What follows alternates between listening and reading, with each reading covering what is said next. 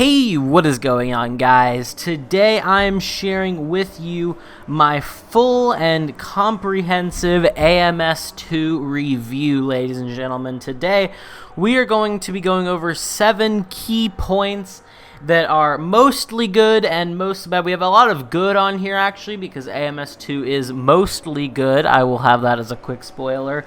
But before I do, I would just like to say thank you guys so much for the support recently, and we are on our way to 800 subs. So if you are new around here, get subscribed. We're going to be covering more AMS2 content as well as Assetto Corsa. We have a lot of really cool mods coming out, from potentially an official Peugeot hypercar, Le Mans hypercar, and URD is also working on the release of their Toyota GR010 and different GTE cars for Assetto Corsa. So real quick, get subscribed, and without further ado, let's get right on to the review. So the first one you can automatically see as soon as you look at any sort of AMS gameplay. This game has fantastic graphics. It's really second to none. There's no sim on the market that comes close to this. I mean, of course, it's built off of the Madness engine, which was the same engine that Project Cars 2 used. So it looks very similar to Project Cars 2, but of course, Project Cars 2 wasn't really a sim, so it's not going to get included in that list. AMS2's graphics are far beyond what any other sim can come close to. I guess the closest would probably be ACC, and then following behind it would maybe be fully modded Soul Rain FX, nice PP filter Assetto Corsa. But of course, you don't need mods for this, and it just looks absolutely insane. That's always been one of the key highlights of the Madness engine. So game looks beautiful. The next is the weather. It kind of also goes in with graphics, but the weather effects are absolutely beautiful in this game. So immersive. The spray coming off of the cars in front of you, the rooster tails on the Formula 1 cars, and just the Formula cars in general. The rain on your windscreen, if you have one, it's just all absolutely stunning. And kind of roping in that as well, the wet to dry transitions, how you can see the defined dry line and just the changeable conditions in general are so nice and immersive. And while this game, which I will talk about later, has some shortfalls in physics, it's wet to dry, how it simulates that, how when you get off of the dry line and there's that wet patch in Formula cars, you'll spin your tires if you go onto that wet patch. And in DPIs and things like that, you're just going to be slower in a straight line. You're not going to have as much grip. It works just how it would in real life, and it's just perfect, honestly.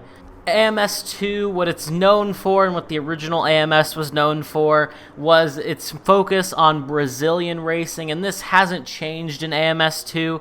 But not only is its content list still super diverse, its track list super diverse, even the Brazilian cars and tracks are honestly really fun. And, you know, there's tracks on here I had never heard of, and now I just find myself lapping over and over and over because they are just so fun, and they're things you would have never heard of if you're just playing Assetto Corsa or R Factor 2. It's just one of those experiences with the high level of detail and the graphics. It's just something you're not going to get in any other sim. And of course, with the 3-part Race in USA DLC, the next 2 parts on the horizon, which I would assume is going to be IndyCar and NASCAR, your American motorsports is going to grow drastically. And in the future, I would imagine they're going to have I would love to see some like WEC, Le Mans, stuff like that. If we could have Le Mans in AMS2, man, oh my god, I would lap it for hours.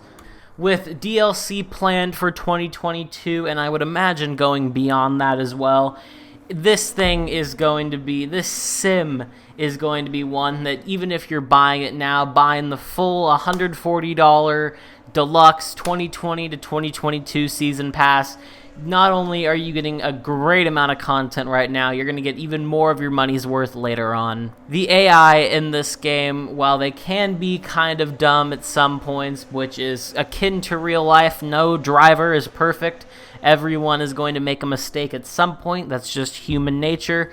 I feel like the AI do it very well. It can get a little frustrating sometimes, especially when it's a recurring theme of them. They keep bashing into you and things like that. That can get frustrating, and for the people who do kind of want like a ACC experience with AI where they don't really make any mistakes at all, I think it would be good if to have like a slider maybe of, one side is no mistakes and the other side is a lot of mistakes. So you can kind of just have a slider go in the middle of that, or maybe a little more weighted to making a little more mistakes. I do also want to note that in AMS2's latest dev update, they are talking about adding individual personalities to each AI, so you'll know who you're racing by the amount of mistakes that they're making, by how they're driving, if they're a clean driver and a super safe driver, or they're more of a dirty and, if you don't go for the gap, you aren't a racing driver anymore type of driver.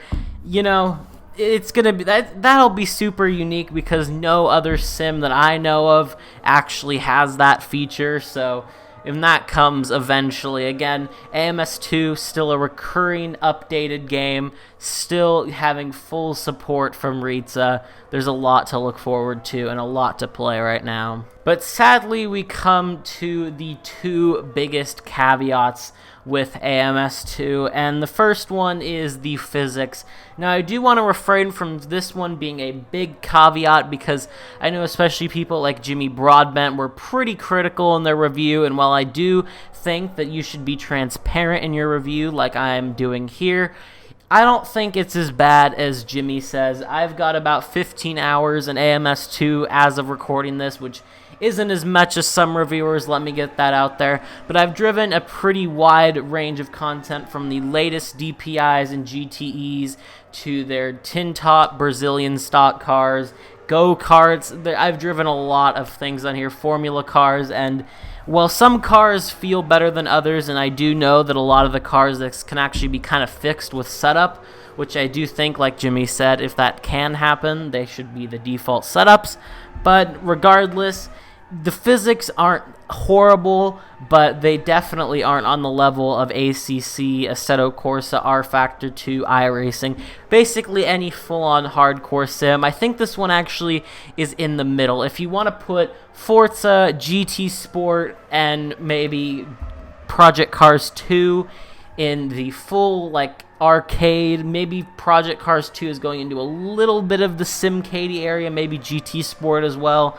You can put that there, but then you maybe have, on the far other side of the spectrum, you have Assetto Corsa, ACC, R-Factor, iRacing, all of them. I feel like this is kind of in the middle. It kind of gets grouped in, I think, pretty well with the F1 games by Codemasters. Not full simcades, they have more sim elements than they are arcadey, but they aren't full-on iRacing sims. And I feel like if AMS2 kind of rebranded a little bit more as more of a entry-level sim, if you will, more of a, once you get your settings dialed in, it's more of a pick up and play, drive a bunch of cars, see what you like to drive, and that'll kind of help pave the way for you in future sims. I think this is a great buy, and while I do want to actually in 2022 make a full video on what I think the best sims are for beginners, I will spoil that as of right now, if someone asked me who is completely new to sim racing what game should they get to try it out, I would 100% say AMS2 to them.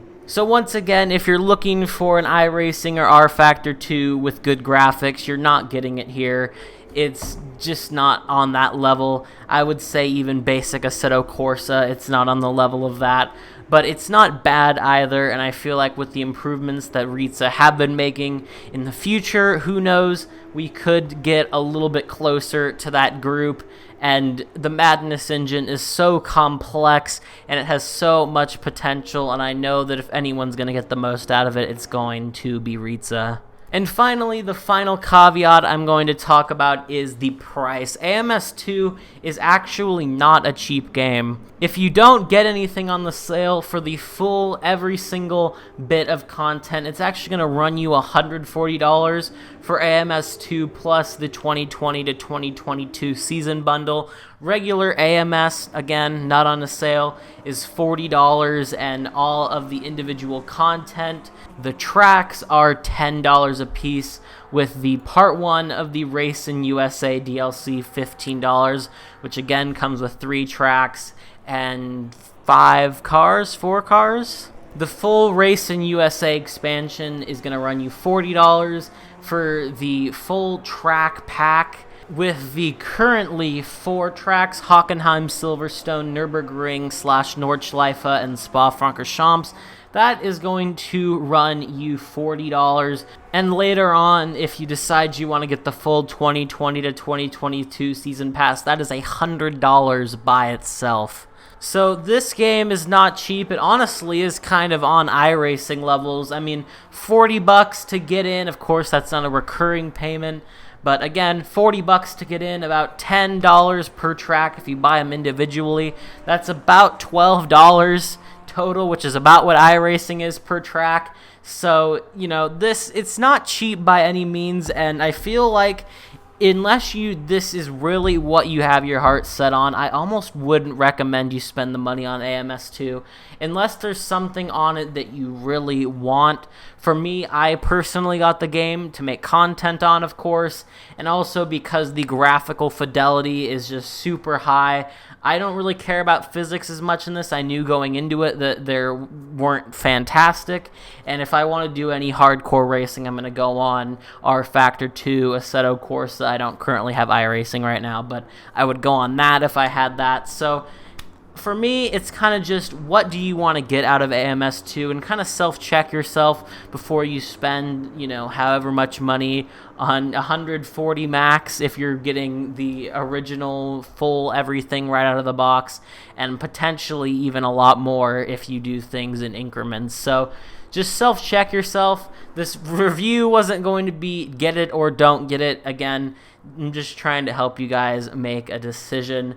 So just if you guys want, if you're unsure, drop what you want out of it in the description below, and I'll kind of tell you if it's worth it. But if you have $140 burning a hole in your pocket, you like sim racing, this is a definite buy. It's very fun. The AI, again, is great, super immersive, and the content list is massive.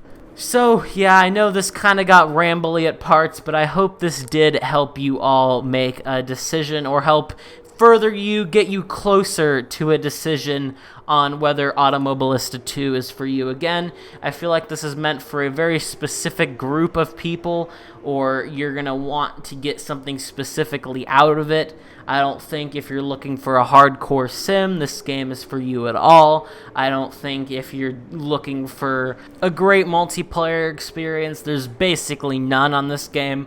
There's a few organized leagues, but besides that, especially just open lobby does not exist. So again, just check yourself. If you are kind of just wanting a little bit of reassurance, just drop what you want to get out of AMS2, what you're looking for, and I'll happily tell you if I think it's worth your money or not. But at the end of the day, I cannot tell you. That is your decision. So that's all I really have for you guys today. I hope you guys found this review helpful, and I will see you all in the next one. Have a good one, guys.